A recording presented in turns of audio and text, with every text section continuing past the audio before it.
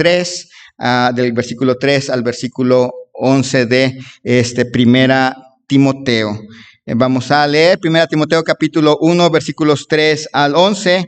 Dice así: como te rogué que te quedases en Éfeso cuando fui a Macedonia, para que mandases a algunos que no enseñen diferente doctrina, ni presten atención a fábulas y genealogías interminables que acarrean disputas más bien que edificación de Dios, que es por fe. Así te encargo ahora, pues el propósito de este mandamiento es el amor nacido de corazón limpio y de buena conciencia y de fe no fingida, de los cuales cosas desviándose algunos se apartaron a vana palabrería, queriendo ser doctores de la ley, sin entender ni lo que hablan ni lo que afirman. Pero sabemos que la ley es buena si uno la usa legítimamente. Conociendo esto, que la ley no fue dada para el justo, sino para los transgresores y desobedientes, para los impíos y pecadores, para los irreverentes y profanos, para los parricidas y matricidas, para los homicidas, para los fornicarios, para los sodomitas, para los secuestradores, para los mentirosos y pérjuros, y para cuanto se oponga a la sana doctrina, según el glorioso evangelio del Dios bendito, que a mí me ha sido encomendado. Oremos. Señor y Dios, te ruego en esta noche que hables a nuestros corazones, que tú, Señor, nos abras el entendimiento a lo que dice tu palabra. Seas tú, Señor, honrado y glorificado a través de tu palabra, que tú, Señor, obres en nuestras vidas, sigas forjando esta iglesia. Ayúdanos, Señor, a seguir madurando. Aún tenemos bastante trecho que seguir, ya que este proceso de madurar en la fe no va a detenerse hasta el día en que tú vengas por tu iglesia o vengas por nosotros, según, Señor, tu voluntad. Que tú, Señor, encuentres cuando vengas una iglesia fiel, firme, bien establecida, bien cimentada en tu palabra, en la doctrina que tú has dejado a través de tu palabra, Señor. Que tú obres en nuestras vidas, nos animes, nos ayudes, te ruego, en el nombre de Cristo Jesús. Amén. Hace algunos años, un periódico publicó la historia de un capitán de un barco. Este capitán de barco iba en una tormenta con su barquito, con su barco, y le impresionó la tormenta, y le impresionó tanto la tormenta que dejó el timón y se metió a su camarote y se encerró, y ahí se quedó mientras pasó la tormenta. Por alguna razón el barco no se hundió. Algunos marineros murieron en la tormenta, algunos cayeron al agua, otros se asustaron y les pasaron cosas feas. El punto es que cuando la tormenta amainó y un barco los pudo rescatar, obviamente entrevistaron a los marineros, y los marineros todos coincidieron en una sola cosa, en el hecho de que los marineros que murieron durante esa tormenta no murieron por la tormenta. Murieron porque el capitán se asustó, salió corriendo y se encerró en su camarote y ya no dirigió el barco. La iglesia en general, no nada más esta iglesia, sino todas las iglesias, pero muy en particular nuestra iglesia va a enfrentar tormentas, enfrenta tormentas. A veces vamos a tener que enfrentarnos como iglesia a doctrinas falsas, a la confusión moral que existe en la sociedad moderna, a debates vacíos. Y en medio de todo esto, Dios llama a los pastores a no abandonar el timón, a agarrarlo fuerte, a no soltarlo y agarrarlo fuerte, y a guiar con firmeza el barco y hacerlo avanzar. De eso se trata 1 Timoteo capítulo 1, versículos 3 al 11. Pablo, escribiéndole a este pastor Timoteo, le escribe lo que significa ser un pastor fiel. Esta carta me gusta, la estaba leyendo y aparte estaba leyendo una cosa que es curiosa. Es una carta personal de Pablo a Timoteo, pero no es privada. Es una carta que Pablo le escribió a Timoteo para que Timoteo se la leyera a los hermanos de Éfeso. Ellos pudieron escuchar lo que Pablo le dijo a Timoteo y todos los hermanos pudieron saber lo que Pablo le escribió a Timoteo. Y aquí nos habla de esta importante, lo que es importante para un pastor fiel en tiempos de confusión. En primer lugar, un pastor debe guardar la doctrina. Dice versículos 3 y 4. Como te rogué que te quedases en Éfeso cuando fui a Macedonia para que mandases a algunos que no enseñen diferente doctrina, ni presten atención a fábulas y genealogías interminables que acarrean disputas más bien que edificación de Dios, que es por fe. Así te encargo ahora. Es muy curioso que empieza diciéndole Pablo, como te rogué cuando partí para Macedonia, quédate en Éfeso. Pablo no le ordenó a Timoteo quedarse en Éfeso y ser el pastor de Éfeso, se lo rogó. Acuérdense que una de las cualidades de los ministros es que ninguno desea en el sentido de ambicionar, ningún sano pastor ambiciona el puesto. Va pensando, yo quiero ser el pastor, yo me gustaría ser el pastor, y empieza a actuar como para poder ser el pastor. Ninguno lo hace. Nos tienen que rogar, porque el entendido es que es una profesión muy difícil. No es fácil. Y por eso Pablo le dice a Timoteo, como te rogué que te quedases en Éfeso cuando fui a Macedonia. Y luego le dice, cuando fui a Macedonia, para que mandases a algunos que no enseñen diferente doctrina. La palabra mandar allí, o el verbo mandar allí, no es una sugerencia. Es un verbo que implicaba, que es una palabra griega que implica mandar en el sentido de una autoridad militar.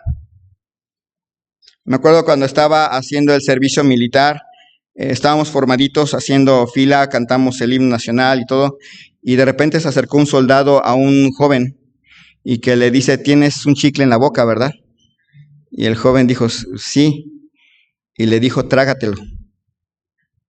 Y el joven dijo, no, piso a tierra todos, 50 lagartijas. Y ahí estamos, el joven ahí parado. Ya que terminamos las 50 lagartijas, que le dice el militar al joven del servicio militar. Acuérdense que los que entramos al servicio militar, en automático nos convertimos en militares chiquitos. Entonces seguimos las órdenes de la persona que está ahí. Y el soldado le dijo al joven, trágatelo. Y el joven dijo, no me lo voy a tragar. Todos a piso, 50 lagartijas, y ya llevamos 100. Yo me acuerdo que en ese entonces no me gustaba el ejercicio. Había intentado entrar a la Cruz Roja, pero me asustó el ejercicio. Pero ahí estaba yo haciendo lagartijas. Y el joven estaba allí parado, en seco ahí, y le volvió a decir la tercera vez, trágatelo. No. Y otra vez, piso a tierra todos, otras 50.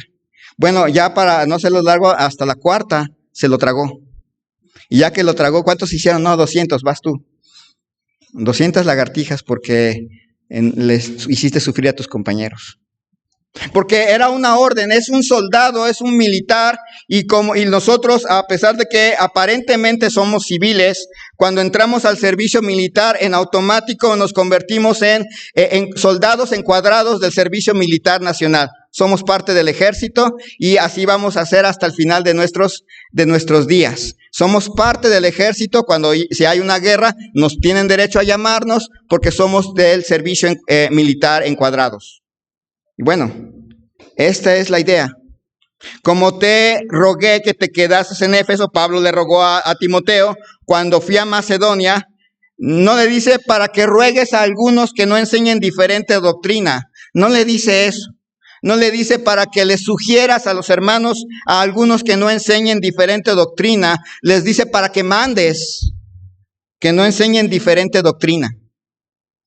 La primera responsabilidad de un pastor es guardar la doctrina, cuidar, y no es sugerencia. Esta es una iglesia, es cierto, y no somos una universidad con libertad de cátedra. Somos una iglesia. Y el pastor es responsable de saber qué se enseña y de que se enseñe bien. No solamente en la iglesia, sino en las escuelas dominicales, en las clases de niños, en los clubes, en los grupos que hay, y también incluyendo la escuela, porque es ministerio de la iglesia. El pastor tiene la obligación de cuidar qué se enseña, porque esa es su responsabilidad. Es una responsabilidad enorme, porque significa que el pastor tiene que aprender doctrina, ¿verdad? Y tiene que defenderla, y tiene que plantarse firme y agarrar el timón en cuanto a doctrina. No está hablando de, tiene que agarrar el timón y quiero saber cuánto ganan, o quiero saber de qué color van a pintar su casa. No está diciendo eso. Está diciendo aquí, como te rogué que te quedases en Éfeso cuando fui a Macedonia, para que mandases a algunos que no enseñen diferente doctrina, no para que les sugieras, no para que les ruegues. Y esto va a implicar mucho para Timoteo. ¿Se acuerdan que una de las características de Timoteo es que es una persona tímida? Timoteo es un hermano tímido que le cuesta trabajo plantar cara. Pero le dice Pablo, esa es tu responsabilidad. Como te rogué que te quedases en Éfeso cuando fui a Macedonia, para que mandases a algunos que no enseñen diferente doctrina. Literalmente, doctrinas diferentes, doctrinas distintas. Para la época en que Timoteo está leyendo esta carta, obviamente tienen todo el Antiguo Testamento y ya lo tienen completito. Empiezan a aparecer algunas cartas a la altura de esta epístola. Ya se escribió Santiago, ya se escribió Gálatas, ya se escribió Primera y Segunda Tesalonicenses, ya se escribió Primera y Segunda Corintios, ya se escribió Romanos, ya se escribió la epístola a los Efesios, a los Filipenses. Entonces ya tiene un cuerpo doctrinal y Timoteo sabe cuál es la doctrina que enseña Pablo. La sabe porque le ha acompañado en años de servicio, ha estado con él cuando se han escrito algunas de las cartas importantes, sabe cuál es el pensamiento de Pablo en cuanto a la ley, sabe cuál es el pensamiento de Pablo en cuanto a la salvación por gracia, en cuanto a la justificación, en cuanto a las buenas obras. Él sabe todo eso y por eso tiene la obligación de plantar cara y de mandar a los hermanos que no enseñen diferente doctrina que la que se ha sido enseñada. Es su obligación. Tanto para Timoteo como para cualquier pastor en cualquier iglesia, incluyéndome yo, un día voy a dar cuentas de qué se enseñó en esta iglesia.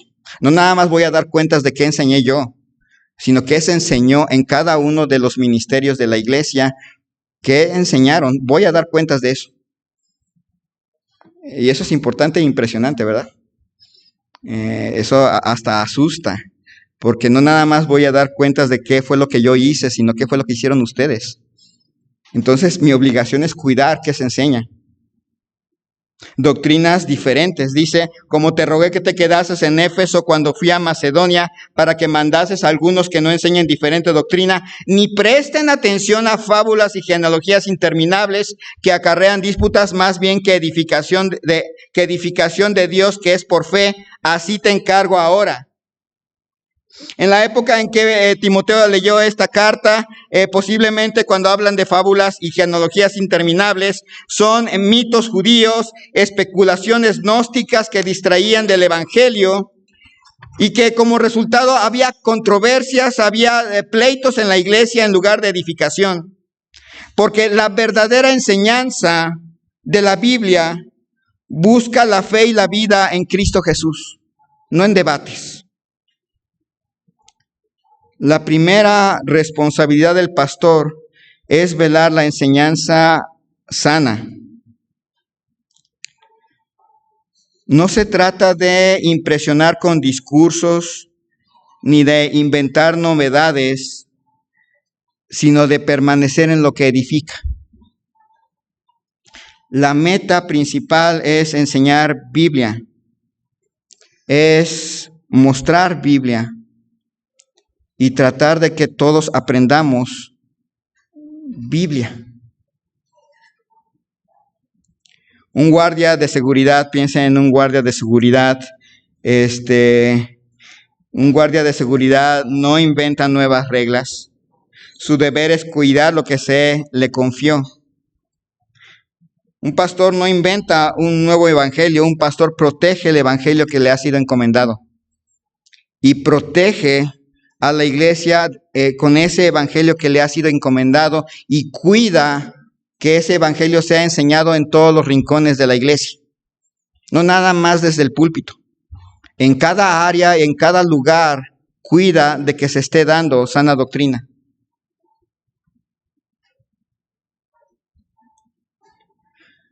Después de hablar de la sana doctrina, Pablo nos muestra el propósito de esa doctrina. Dice versículo 5, pues el propósito de este mandamiento es el amor nacido de corazón limpio y de buena conciencia y de fe no fingida. El propósito de este mandato es el amor nacido de un corazón limpio, de una buena conciencia, de una fe sincera. La meta de la sana doctrina no es inflar el intelecto.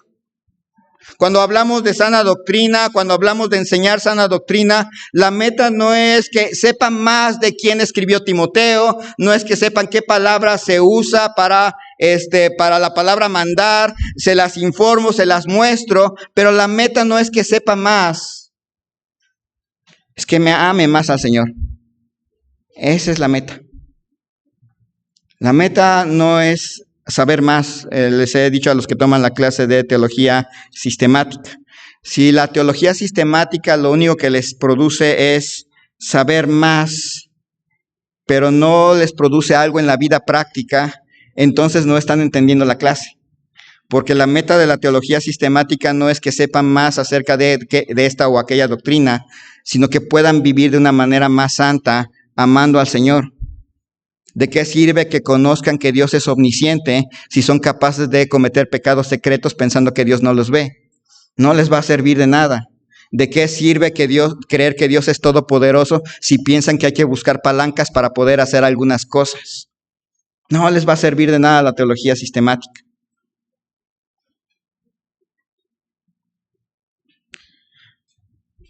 Dice, pues el propósito de este mandamiento es el amor.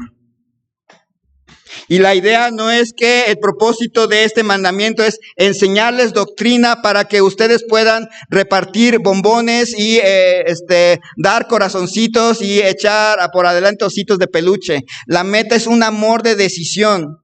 Es amar a Dios con nuestras decisiones. Es que al conocer la palabra de Dios podamos tomar no solamente la buena decisión, sino la mejor decisión. La vida cristiana está llena de decisiones. A lo largo de toda la vida van a decidir muchas cosas.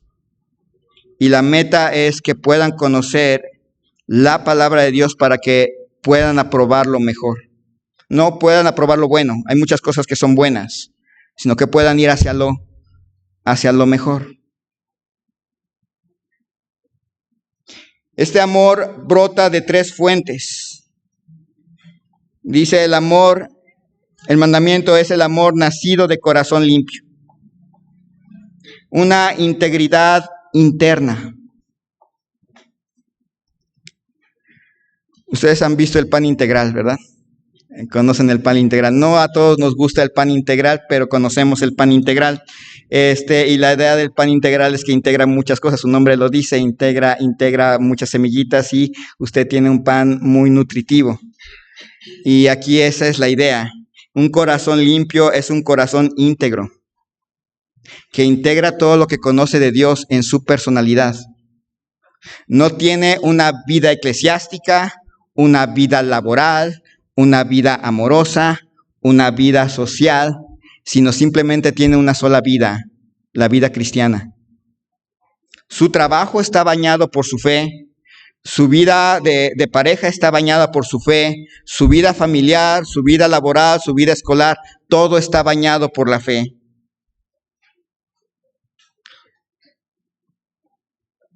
El verdadero amor surge de un corazón íntegro. El verdadero amor surge de una buena conciencia. La buena conciencia es una sensibilidad moral alineada a la palabra de Dios. Es tener una conciencia educada y gobernada por la Biblia. Nosotros, cada uno de nosotros, tenemos una conciencia que nos dice qué es correcto y qué es incorrecto. El problema de esta conciencia es que a veces la dormimos, a veces la cauterizamos, pero el verdadero amor va a agarrar esa conciencia y la va a alinear a la palabra de Dios. Conoce y sabe tanto de la palabra de Dios que puede alinear su conciencia a qué es lo que dice la Biblia. Ya no tiene que preguntarle al pastor, es bueno que es bueno que use tines rosas o que use tines verdes. Ya no me va a tener que preguntar a mí eso. Nadie me lo ha preguntado, pero ustedes van a poderse contestar porque han aprendido Biblia, porque saben aplicarla, porque saben cuándo aplicarla y cómo aplicarla. Un pastor debe formar ese carácter, debe formar carácter cristiano. Fe sincera, una fe sin hipocresía, una fe genuina. La esperanza sana siempre transforma la vida. Una enseñanza deficiente va a producir división, va a producir orgullo. Si un pastor no alimenta sanamente a sus ovejas y les da puros sándwiches, les da puras galletas bíblicas, aunque les da galletas bíblicas, aunque les da unos ricos sándwiches de Biblia, pero si no los alimenta con carne bíblica real, van a salir deficientes en su nutrición.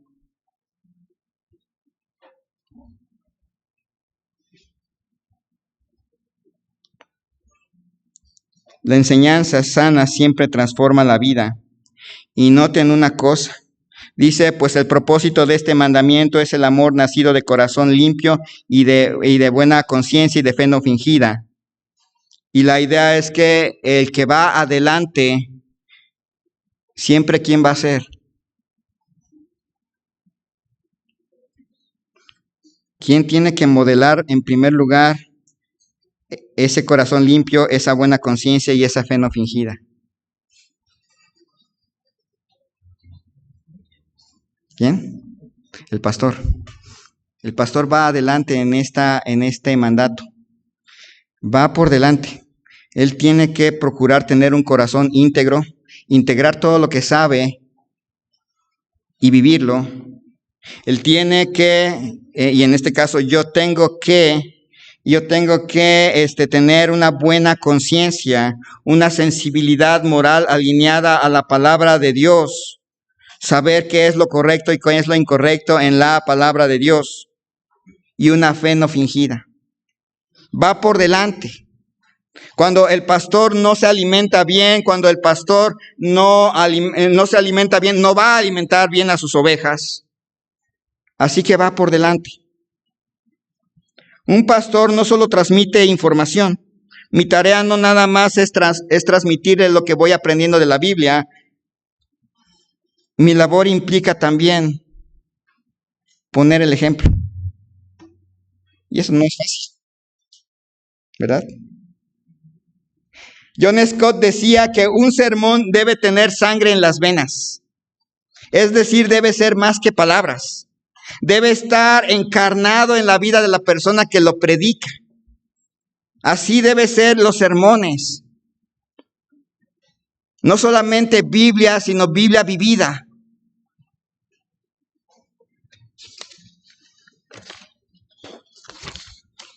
Pero, ¿qué sucede cuando se descuida esto? Pablo nos advierte que hay quienes se desvían y caen en palabrería vacía. Por eso el pastor debe usar bien la palabra de Dios. Un pastor debe manejar la ley y el evangelio con sabiduría. Dice ahí versículos 6 al 7. De las cuales cosas desviándose algunos se apartaron de vana palabrería, queriendo ser doctores de la ley sin entender ni lo que hablan ni lo que afirman. vana palabrería. Es una frase que significa discurso sin contenido, charlatanería. Estos falsos maestros de la época de Pablo y de la época de Timoteo querían tener reputación de saber mucho de la ley, pero ni entendían la ley, ni entendían lo que estaban predicando y simplemente lo estaban soltando a los oídos de las personas.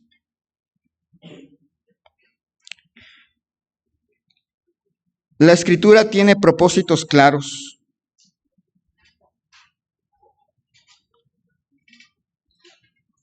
Llegamos a la Biblia, algo que he aprendido a lo largo de todos estos años es que es cierto, la Biblia la traemos al contexto moderno, eso es cierto, nuestro trabajo es traerlo a que algo que se escribió hace más de 2000 años, hace más de 1000 años, se pueda aplicar a una sociedad del siglo XXI. Eso es cierto. Pero cuando Dios inspiró las Escrituras, Dios le dio un sentido desde el inicio. El sentido de las Escrituras no cambia. Cambia la contextualización, porque no es lo mismo hablar a alguien del siglo I a hablarle a alguien del siglo XXI. Pero el sentido no cambia. No es el pastor tratando de darle un sentido a las Escrituras, porque las Escrituras ya tienen un sentido. Ya van encaminadas hacia una cosa.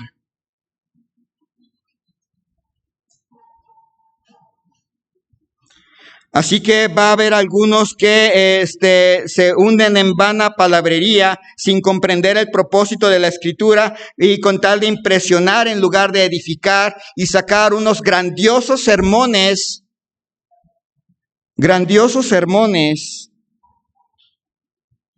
que no usan la Biblia. La tuercen en el mejor de los casos. Así que el pastor tiene que cuidar de los desvíos de algunos, tiene que cuidar del uso legítimo de las Escrituras, dice el versículos 8 al 10, pero sabemos que la ley es buena si uno la usa legítimamente. Conociendo esto, que la ley no fue dada para el justo, sino para los transgresores y desobedientes, para los impíos y pecadores, para los irreverentes y profanos, para los parricidas y matricidas, para los homicidas, para los fornicarios, para los sodomitas, para los secuestradores, para los mentirosos y pérjuros, y para cuanto se oponga a la sana doctrina. Pablo no rechazaba la ley. Él afirmaba que la ley era buena, siempre y cuando se use bien. Cuando Pablo ya escribió Timoteo, ya había escrito los propósitos específicos de la ley: llevarnos a Cristo, mostrar nuestro pecado para llevarnos a Cristo.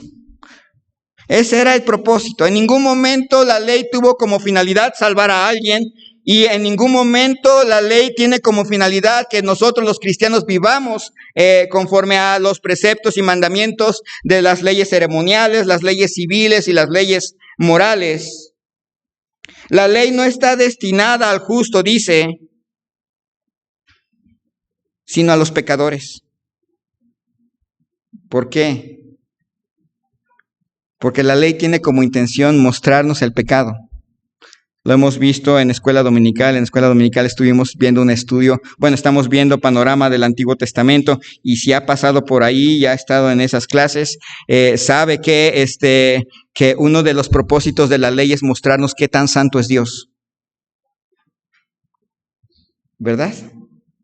Cuando uno mira las leyes y las normas y cosas que establece la ley, podemos notar que es tan santo Dios, qué tan santo es Dios. Por eso la ley está dedicada a los impíos y profanos, aquellos que pecan contra Dios, a los parricidas y homicidas, aquellos que pecan contra la familia y pecan contra la vida, a los inmorales sexuales, a los homosexuales, a los traficantes de esclavos, que pecan contra la pureza y pecan contra la dignidad humana. Está en esa lista. A los mentirosos y pérjuros, los que pecan contra la verdad. La lista refleja el decálogo, los 10 mandamientos, mostrando que la ley sigue vigente para exponer el pecado. ¿Cómo usted puede saber qué es pecado y qué no es pecado? Vea la ley y va a encontrar qué es pecado. Y se va a impresionar. A mí me impresiona saber que ciertas cosas son pecado y que si usted peca en la ley, imagínense, era tan terrible esto, si no hubiera sido por Cristo, imagínense, fulanito de tal peca y se sienta en la primera o segunda banca y antes de que pasen 7 días alguien va y se sienta en esa banca, ya se hizo inmundo. Si no lo sabía, de todas maneras tiene que ofrecer un sacrificio por si se sentó en un lugar de alguien no inmundo, de algo inmundo. Y luego esa persona a lo mejor no sabía que ya era inmundo y va y saluda al hermano de la última fila y lo saluda, nota. El otro también ya se hizo inmundo. Y luego si esa persona va y se sienta en la penúltima banca de allá y otra persona va y se sienta ahí, ya se hizo inmundo. Así de terrible es el pecado. Contamina todo. La ley está diseñada para mostrarnos que el pecado contamina todo, destruye todo, ensucia todo y necesitamos a Cristo. Si Cristo no hubiera venido, en primer lugar los judíos tendrían problemas y nosotros más porque somos gentiles.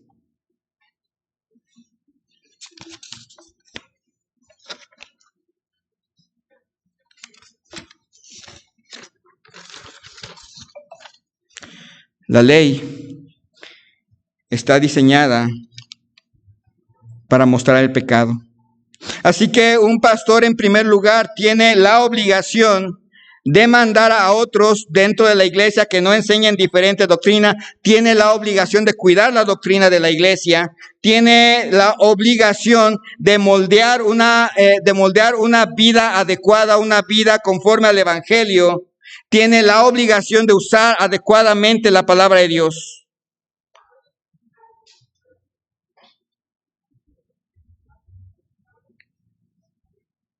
Una de las razones, no sé si ya lo he mencionado algunas veces, una de las razones por las cuales, si ustedes se fijan durante los últimos años, si ustedes se acuerdan cómo predicaba hace 20 años y cómo predico ahora, no sé si ya notaron la diferencia.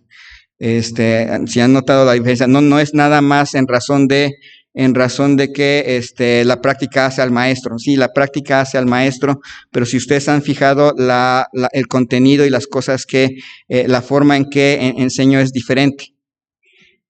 También empecé como la mayoría de las personas, de los predicadores que vamos a institutos y seminarios en los que nos enseñan a predicar temitas. Nos enseñan a predicar de la importancia de no usar calcetines, y si no tienes, y sí calcetines, nos enseñan la importancia de las pulgas, y podemos hacer muy bonitas predicaciones acerca de qué estás buscando, pulgas, y hacer una historia muy bonita y predicarles acerca de las pulgas y hacer que lloren y que vengan al altar para llorar por sus pulgas. Eso aprendí a lo largo de los años, pero me di cuenta que en ese tipo de predicaciones la autoridad no está en la Biblia, la autoridad está en el predicador. El predicador asume qué es lo que necesita, agarra voy a hablar acerca de las pulgas y busco en la Biblia frases que tengan que ver con pulgas y armo mi predicación aunque no tenga el versículo nada que ver con la pulga. Pero como dice pulga, pues ya está ahí y agarro el versículo y lo tuerzo para que diga pulga y puedan venir y llorar. Son muy buenas y para conferencias está bien. Pero al final de cuentas para alimentación no nos funciona mucho. Después de 4 años creo que ya la mayoría ya se acostumbró. Ya por lo menos no se acuerda de todo lo que hemos hablado de Romanos, pero por lo menos cuando pase por Romanos se va a acordar de predicaciones de Romanos. Porque cuando se habla de pasajes completos y no nada más libros, pueden no ser libros, pueden ser capítulos bien contextualizados, la autoridad de la enseñanza pasa de la persona a las escrituras. Pasa de ahí a allá. Y el predicador no puede evitarlo. Por ejemplo, yo voy caminando por Romanos y si en algún lugar llego a una predicación que me es incómoda a mí, les tengo una buena noticia, se las voy a tener que predicar porque no me puedo saltar. Voy hablando de algo y de repente, ay, esto no, híjole, esto me duele. ¿Qué creen, hermanos? Hoy vamos a hablar de otra cosa. Ustedes se van a quedar como que, ¿y por qué se saltó? Y van a ir y, ya sé por qué se saltó, mira nada más. No lo puedo evitar. Y también pasa del otro lado. De repente empiezo a agarrar un tema y empiezo a agarrar un libro y de repente llego a un tema que se le aplica a usted. Ya va a saber que no es pedrada del pastor. Se esperó 18 meses para decirme esto. Ya llevaba 18 meses, él sabía que este es mi problema y agarró Romanos para decirme esto de Romanos capítulo 16, versículo 20. No, ya vas a ver que no lo estoy apedreando. Vas a ver que llegamos ahí por dirección del Espíritu Santo y ya. Porque el predicador tiene la obligación de cuidar la predicación. Él como predicador, el predicador tiene que manejar la ley y el evangelio con sabiduría, cuidar en este sentido, cuidar de los desvíos de algunos, cuidar del uso legítimo de las escrituras, cuidar de defender el glorioso evangelio de Dios, dice versículo 11, según el glorioso evangelio del Dios bendito que a mí me ha sido encomendado. El evangelio de Dios es descrito como glorioso porque revela la gloria de Dios. No hay nada más precioso que el evangelio. El Dios omnipotente que nos creó para su gloria está salvando a pecadores como nosotros que merecíamos el infierno, merecíamos el juicio eterno, pero Cristo vino y murió en una cruz y resucitó al tercer día para que todo aquel que en Él cree no se pierda, mas tenga vida eterna, y eso es algo glorioso. No por nosotros, sino por el Dios que creó este evangelio.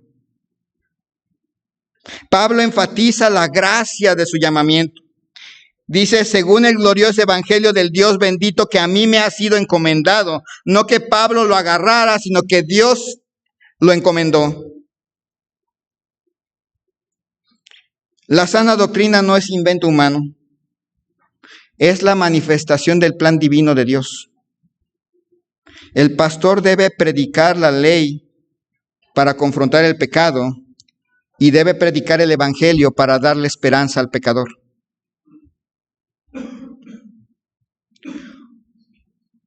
Un médico que solo da diagnósticos sin medicina, ¿qué le resultaría a usted, hermana doctora? Si usted nada más diera diagnósticos, ¿qué pasaría con el paciente? ¿Mande? No se curan. Así de simple. Si el médico nada más nos dice, usted tiene lombrices. Qué bien. No, usted tiene lombrices. Ajá. No, pues ya váyase, ya le dije lo que tiene. Ok, gracias. Me voy con mis lombrices. Un médico que solo da diagnósticos en medicina condena al paciente. Uno que da analgésicos sin diagnóstico o medicina sin diagnóstico lo engaña. Un buen pastor da el diagnóstico y da la cura. Nos dice en qué estamos mal, pero también nos dice cómo podemos corregirlo. En verdad, en cierta manera a mí me traumó la predicación de las pulgas. Los que fuimos ese día, me traumó la predicación de las pulgas, porque estaba bonita la predicación de las pulgas. La idea de esta predicación era que hay cosas pequeñitas que nos distraen y que arruinan nuestra vida espiritual. Y ya. No nos decía cómo sacar las pulgas. Nada más nos decía, estas cosas están mal. Y ya. Y uno tendría que tomar una de dos decisiones. Entonces por mis propias fuerzas tengo que intentar matar las pulgas. O la opción correcta, Es Cristo el que nos ayuda a matar las pulgas. Así hay muchas predicaciones que son como diagnósticos, pero no tienen cura, y la gente se imagina que la forma de corregir sus problemas es por su propio esfuerzo, esforzándose más, haciendo más, trabajando más, llorando más, pero nunca vienen a los pies de Cristo y decir: Señor, te necesito.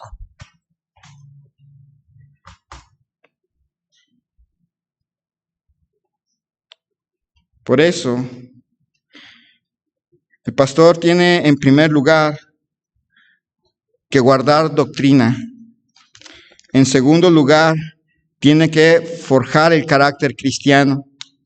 En tercer lugar, hemos visto que el pastor tiene que manejar bien la palabra de Dios y el evangelio con sabiduría. Porque todo esto desemboca en un llamado solemne. El pastor ha recibido un evangelio glorioso que debe custodiar con fidelidad. La iglesia no necesita pastores que los entretengan. Probablemente les gusten a algunos un pastor que les cuente chistes y los divierta y pueda enseñarles cómo tener éxito en la vida, cómo sacar más dinero del banco, y cómo administrar bien sus riquezas.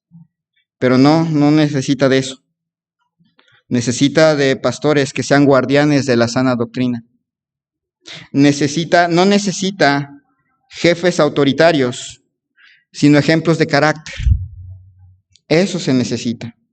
No necesita moralistas legalistas que les digan: esto es lo que tienen que hacer, esto es lo que no tienen que hacer, sino ministros del evangelio glorioso, que les digan que empezamos nuestra vida cristiana por el evangelio, vivimos por el evangelio y moriremos en el evangelio.